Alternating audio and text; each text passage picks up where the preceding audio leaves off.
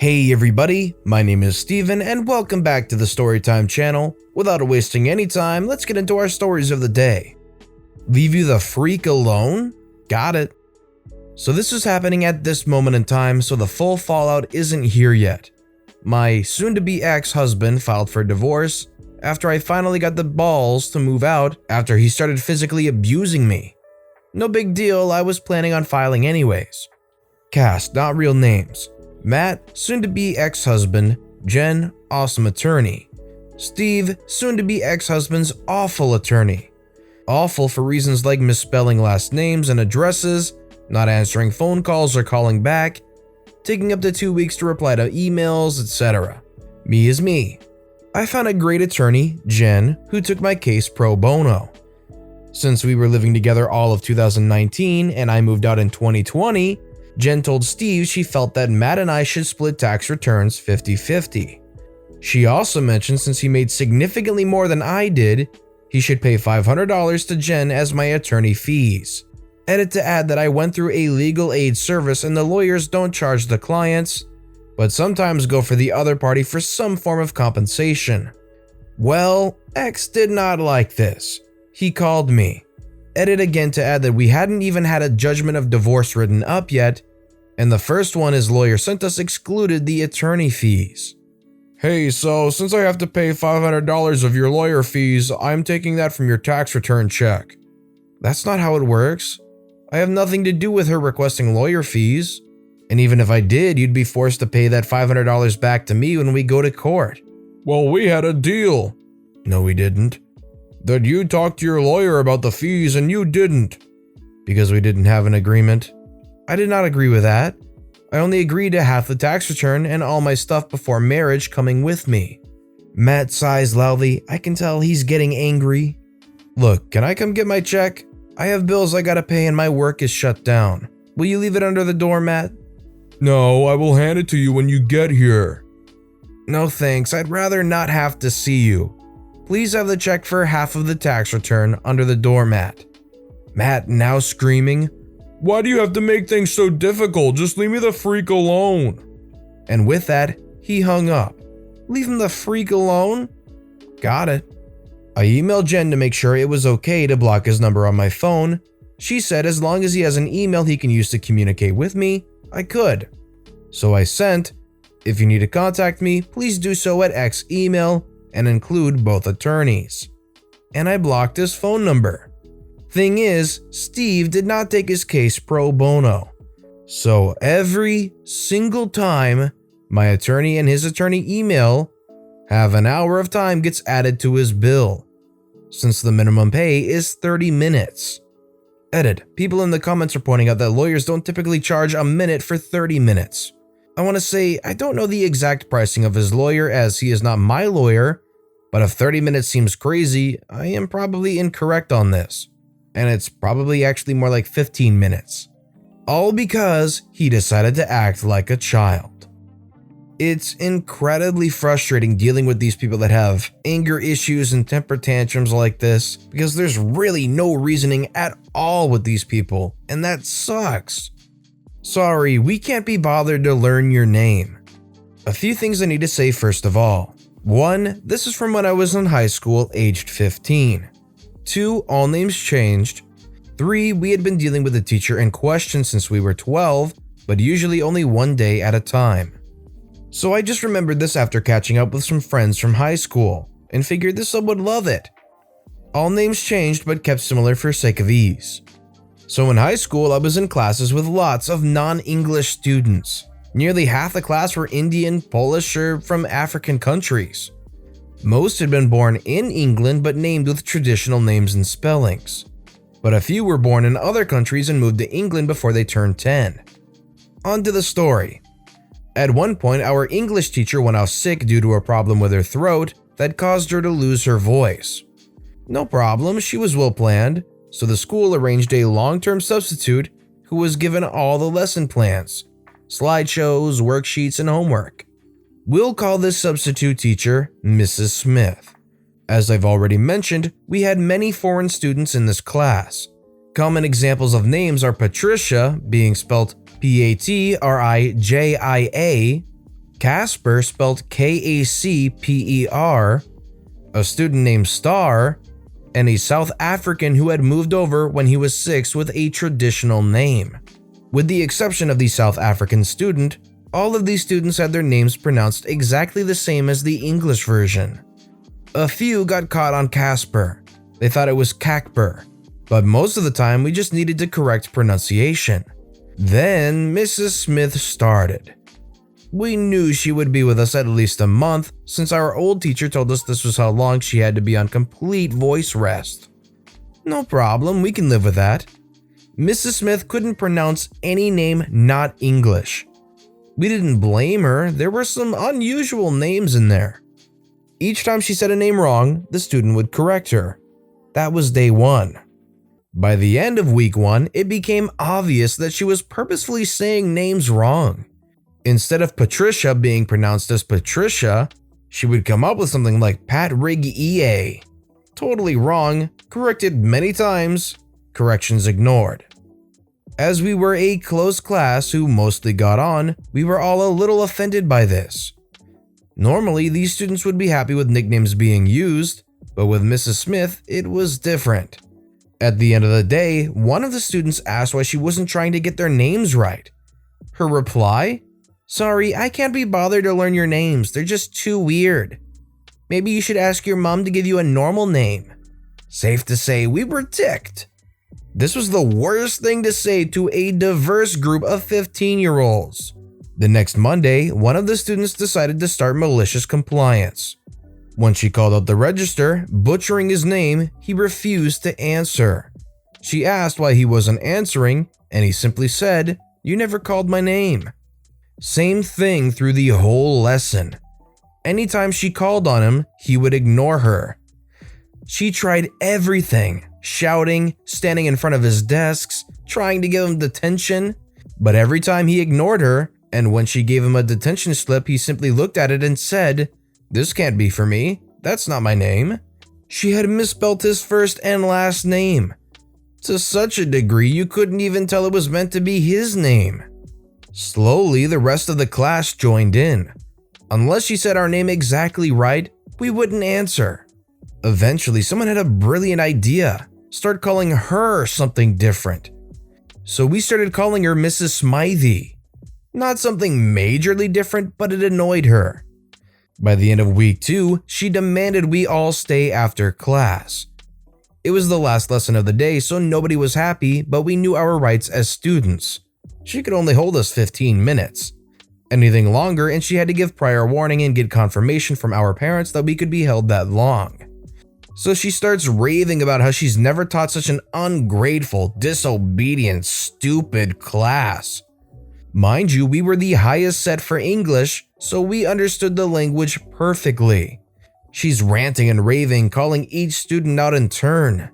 Then the door opens, and the head teacher asked why everyone was still there. We'd been held there 20 minutes, and one of the parents waiting had come in and asked what was wrong.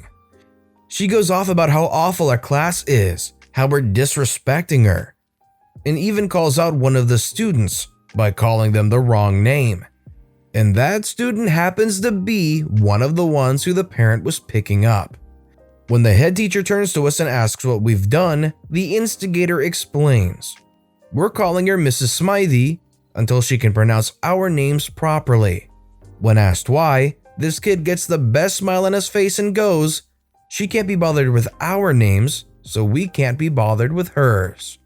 We had a new substitute teacher by Monday, and when our normal teacher came back, she gave us all sweets for standing up for ourselves. Mrs. Smith? She's banned from teaching now. Edit, I just realized I missed out one of the best parts. We found out she is banned from teaching because one of my friends, who never had this woman as a teacher, works in a supermarket. And one of the new workers is none other than Mrs. Smith. Apparently, she spent her whole first shift ranting about how she was a teacher, but she's received a ban because some racist little craps didn't like the way I spoke to them. Most amusing story explaining the above to this friend, who has promptly called her out on her bull by saying, "Actually, those were my friends in that class." She has honored us by calling her Mrs. Smythe at every chance she gets. What's wrong with this lady? If you were in this class and you had this lackadaisical can't be bothered to learn your difficult name substitute, what would you have done or said? Let me know in the comments below. You want to show me how to park my car? Have fun handling a car that does not baby you. Back in secondary school, I went to a friend's 18th birthday party. The plan was to have cake and give presents at the birthday girl's home, then drive into the city center for a meal, followed by drinks in a bar. Since I did not live close by, I would drive there and back home afterwards in my car either way, so I volunteered to be one of the drivers for the night. The two other people that would drive the party guests around were a family member of the birthday girl as well as a guy I will call Peter. Peter was the boyfriend of Amy, a girl in the same friends group as me and birthday girl. Our group had that rule that, unless something was explicitly labeled as a girl's day, all invitations included our respective romantic partners as a +1. From what I could tell, Peter was not close to anyone in our group other than Amy, but they only ever showed up together. I am not kidding. Amy once refused an invitation to my birthday party because Peter would be busy with his studies that night. I never got along great with Peter, but I always acted civil and polite around him. Birthday girl lived in a part of town I have never been to before. While driving from her place to the restaurants, we drove through a stretch of road that has several hard-to-see curves, with several intersections and traffic lights and several lines of road in each direction. The road is crowded with cars that drove at the speed limit. I did try not to drive too slow as to not block traffic, but I had to drive a little below speed limit. When we reached the restaurant, Peter pulls me aside. "You do know that you can cause accidents by driving too slow, don't you?" Me, annoyed since I am an experienced driver and he has no reason to lecture me. Yes, I know, but I never drove on that road before, so I could not go full speed while navigating safely in that traffic. Also, I am not sure that driving between 40 and 45 kilometers an hour in a 50 kilometers an hour zone can actually be considered too slow. He sneers and leaves to join Amy at the tables. Later, we drove to a different part of town for drinks. Mine was the last car to enter the parking lot, so the other cars had already parked by the time I found an empty spot. Now, there is something you should know about my car. It was a solid working car, but a bit on the older side. It drove well but was missing some amenities newer cars had. Most annoyingly, it did not have hydraulic power steering. As a result, it was very hard to adjust the wheels while the car was standing still. It was possible, but did require some elbow grease. I was used to it and could move the steering wheel while standing with little problem, but I had also adjusted the way I drove to make it possible to do most adjusting while the car is still moving. Among other things, I was very careful while parking, as correcting the car's position mid-parking required wheel adjustment while standing still. I was letting my car roll slowly into the right position to get into the parking spot in one move. Just before I got to the spot where I had to start turning the steering wheel to get to the right angle without having to stop, Peter left the group waiting for us and walked over to my car. I lowered my window. Peter, in the most condescending tone I have ever heard, "Well, how about I help you out and park that car for you, huh?" I was just about to explain to him just what I thought about condescending buttholes like him when my eyes fell on his car. His brand new car his parents bought him when he got his license. His nice car with all the amenities you could imagine. Cue the malicious compliance. I let my car roll up further, to the exact spot where the wheels had to be fully adjusted in order for the car to fit into the spot. Then I shut off the motor, smiled, and said, "You know what? That sounds like a wonderful idea," and exited my car. He took my keys, started the motor, grabbed the steering wheel, and suddenly froze. His face turned to me with a scared look in his eyes. "Does your car not have power steering?" Me with the biggest grin. "Nope. Now go on, show me how to park my car." He had to adjust while standing several times until my car was finally in the spot. The friends in my car had a very hard time suppressing their laughter. He exited, handing me the keys, and did not even look at me for the rest of the night. I think I even saw him rubbing his upper arms in pain a couple of times. He never bothered me again. On the plus side, having no power steering means you get to work out a little bit while you drive your vehicle. It's the little things. We don't need to schedule time for industrial control system programming testing. Just do it during lunchtime. We were implementing a new robot cell function for one particular station to improve a model changeover. Previously, changing part models for that station alone required several technicians and engineers to be working on it for about half an hour or so. Changing over the entire production line pretty much requires at least half a day of downtime. The programming update would have had the robotic arms and transfer mechanisms perform the changeover themselves, with a regular production worker supervising it to ensure nothing goes wrong, so that the staff could focus on other sections of the production line for the changeover. The only issue was that it was tested only in several minute increments at a time over the span of a few months and never from start to finish. I was trying to schedule a time where we could do the changeover full test run with a buffer in case if something went wrong, when an engineer proposed that we could do it during lunchtime. I asked him what would happen if something goes wrong, as the changeover process would take most of the lunchtime, assuming there were no issues, leaving us with very little time to fix something that went wrong. He said that wouldn't be an issue. I, an engineer, and 2 other technicians emailed our concerns about the plan for success only, but he pushed ahead anyways. Sure enough, one of the robotic arms went out of sequence and dropped a 100+ pound component into an operating transfer mechanism. We had manually flipped the logic bits in the industrial control systems to force the transfer mechanism into a position where we could retrieve the part using a forklift, as there was no way for a human to try and lift it. Of course, all of this took longer than the lunch period and held up production for some time. At the end, I was reprimanded for not warning the person enough about how bad of an idea it was to do that during lunchtime, even though the department management saw the emails.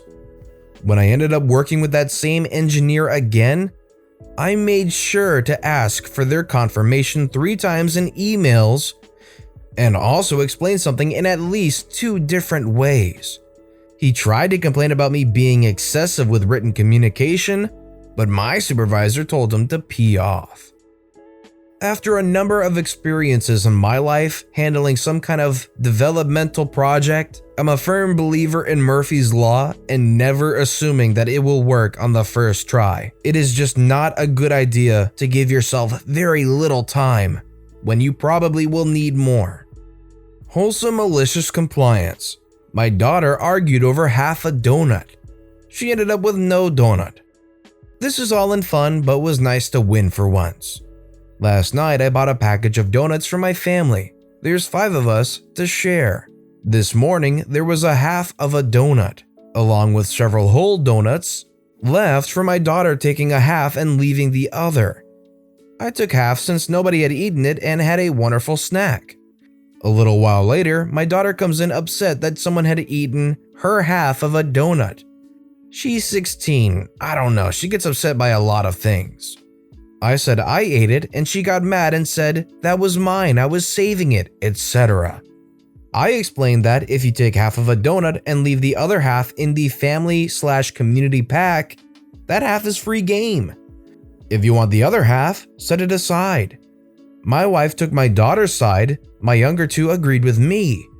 We ended by agreeing that if someone leaves a half of a donut in the pack, nobody should take it except the person that left it there.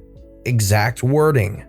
Fast forward a couple hours and I'm standing in the kitchen and see that exactly half of the donuts are gone, which gives me an idea. I wash my hands, take out every donut, cut them in half, and fill the pack with the newly halved treats along with a note. My daughter came in the kitchen and started saying, "Haha, very funny," and reached for a donut. I jokingly smacked her hand away and said, "Sorry, kid, those are my donuts. Those are the rules." Her eyes went wide. She was speechless. My wife thought it was hilarious and said I win. I let my daughter have her donut anyway. In my book, I'm with OP. You leave half of a donut in a container, that's free game. If you want some food, you need to take it and separate it and store it in a way that somebody knows that I'm having this food later. But with that being said, that's all the stories we have for today. So what I want to know is which of these stories was the most interesting to you and why? Let me know in the comments below. And thank you all so much for watching and listening to the Storytime channel. If you haven't yet, please consider subscribing and don't forget to turn notifications on so you'll never miss an upcoming video. Thank you all again for watching and listening to the Storytime channel.